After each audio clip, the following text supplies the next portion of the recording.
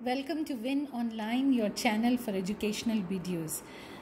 आज से हम एक नई वीडियोज़ का सिलसिला शुरू कर रहे हैं। We are trying to update our channel and to add new content every time. तो ये नई वीडियोज़ जो हम बनाएंगे these will be about objectives, about learning outcomes, जो कि हर टीचर का दर्द सर है। जब भी हम कोई लेसन प्लान करने लगते हैं तो हमें लर्निंग आउटकम्स ऑब्जेक्टिव सोचते वक्त बहुत सोच से उनको लिखना पड़ता है, और फिर भी अक्सर हम जो है उनको बिल्कुल स्टैंडर्डाइज तरीके से लिख नहीं सकते।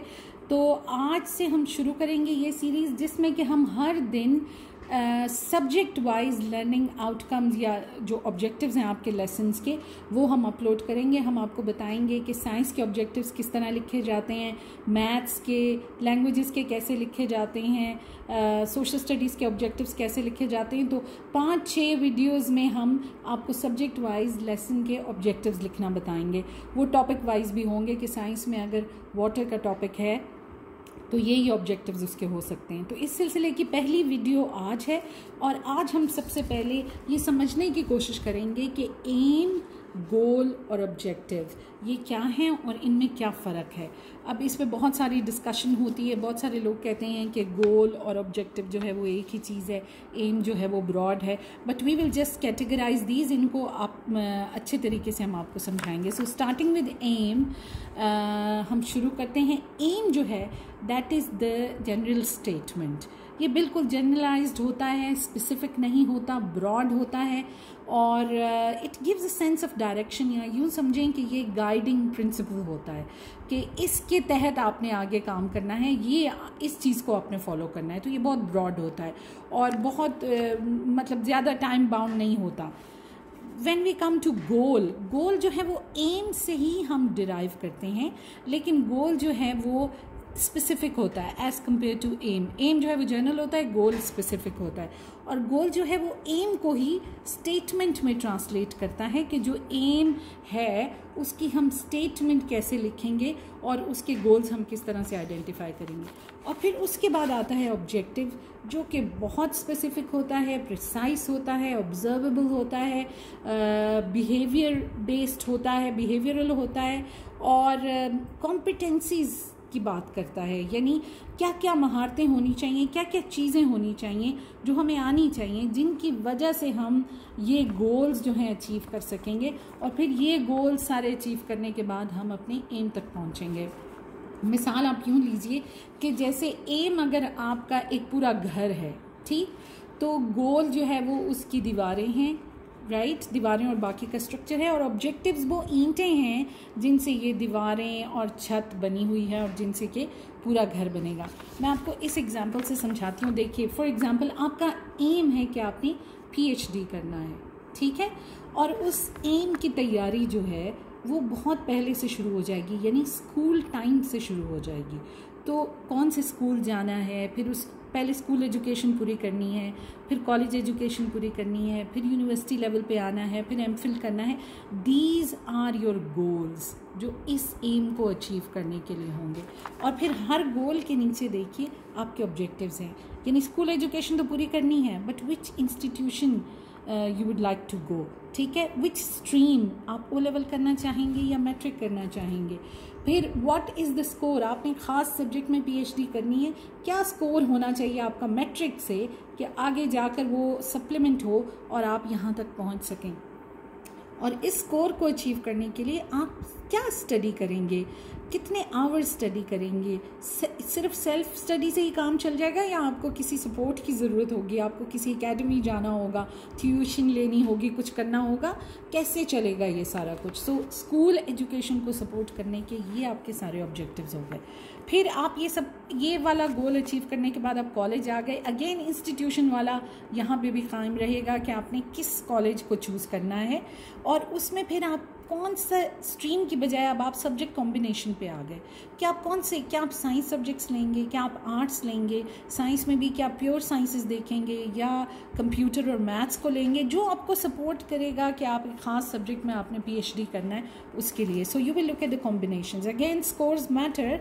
और फिर उसके बाद अगर आपने कोई ख़ास यूनिवर्सिटी आपके जहन में है कि ये यूनिवर्सिटी ये वाला सब्जेक्ट बहुत अच्छा पढ़ाती है, यहाँ के ग्रेजुएट्स की बहुत ज़्यादा धूम है, तो आपको फिर यहाँ पर एक और चीज़ का सामना करना पड़ेगा, which is the entry test.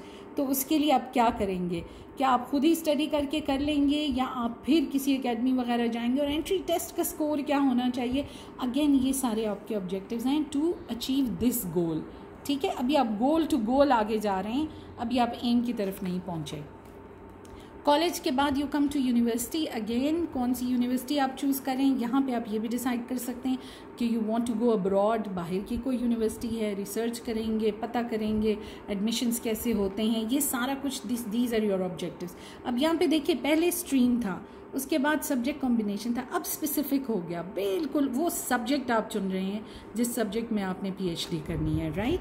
और फिर अगेन स्कोर तो रिमेन्स कांस्टेंट, लेकिन यहाँ पे ऐड हो जाएगा रिसर्च, क्योंकि अभी सिर्फ खाली स्टडी और एग्ज़ाम देने से काम नहीं बनेगा, यहाँ पर आपका रिसर्च का भी एक और ऑब्जेक्टिव जो है वो ऐड हो जाएगा। और इसी तरह बिल्कुल सिमिलर यही आपका एमफिल की तरफ भी जाएगा। So to achieve this aim of PhD you have divided your life into different goals, your study life into different goals, और फिर हर गोल के नीचे मुख्तलिफ ऑब्जेक्टिव्स हैं, ये अचीव करेंगे तो ये गोल मिलेगा। अब यहाँ पे देखिए स्कॉलरशिप मैंने लिखा हुआ है, इफ़ यू एम, क्या आपको स्कॉलरशिप चाहिए पीएचडी करने के लिए, तो यहाँ पे थोड़े से आप अपने गोल्स को मॉडिफाई करेंगे, या कॉलेज के बाद या फिर यूनिवर्सिटी में मास्टर्स के बाद। और फिर यहाँ पर आपके मज़ीद ऑब्जेक्टिव्स आ जाएंगे कि do you want to sit for a competitive exam, आपको कोई जीआरई वगैरह करना है, क्या करना है कि आपको स्कॉलरशिप मिल सके। So in order to achieve an aim we divide it into goals, और हर गोल के लिए हमारे ऑब्जेक्टिव्स होते हैं। So objectives are the building blocks जो कि हेल्प करेंगे गोल्स में, and goals will later on help you to achieve your aim. अब एजुकेशनली इसका क्या मकसद है, क्योंकि हम एज टीचर्स हमें चीज़ों को अंडरस्टैंड करना है, ठीक है, तो हमने जर्नली अंडरस्टैंड किया हमारी लाइफ के ऊपर। तो एम क्या है? Aim is a generally phrased statement of what should be achieved by the करिकुला।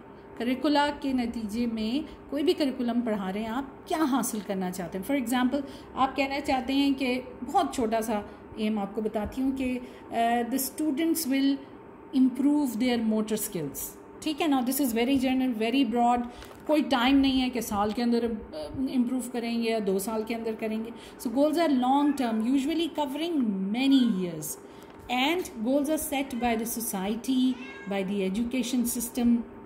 क्या फ़िलॉसफी है, किस एजुकेशन सिस्टम किस तरह के लोग प्रोड्यूस करना चाहता है, उसके ऊपर एम्स जो हैं वो सेट होते हैं। when we talk about goals, तो goals जो हैं वो प्रिसाइस होते हैं, प्रिसाइसली फ्रेज्ड होते हैं, और ये मीडियम टू लॉन्ग टर्म हो सकते हैं, यानी 4 साल के हो गए। जैसे हमारी एजुकेशन डिवाइडेड है प्री स्कूल में, फिर प्राइमरी, फिर सेकेंडरी, फिर हायर सेकेंडरी, तो हर किसी के अलग अलग गोल्स हैं, वो 3-3, 4-4 साल के ऊपर मुहित हैं। And goals are identified by education authorities, region and subject level curriculum committees, ये डिसाइड करते हैं हमारे गोल्स को। But when we talk about objectives, तो ये बहुत ही स्पेसिफिक, बहुत टू द पॉइंट, बहुत short term, they may cover a lesson a day और अ वीक, और ये हम क्लासरूम टीचर्स जो हैं वो किसी टॉपिक को, सब्जेक्ट को देखते हुए इन ऑब्जेक्टिव्स को डिवाइस करते हैं। तो ऑब्जेक्टिव सपोर्ट करते हैं गोल्स को, और गोल्स सपोर्ट करते हैं एम को। इंशाल्लाह कल से वीडियोस में we will talk about objectives subject wise and topic wise, and we will teach you how to write smart objectives. That's all for today. Thank you so much for watching. Please subscribe to our channel, like, share and comment. Thank you.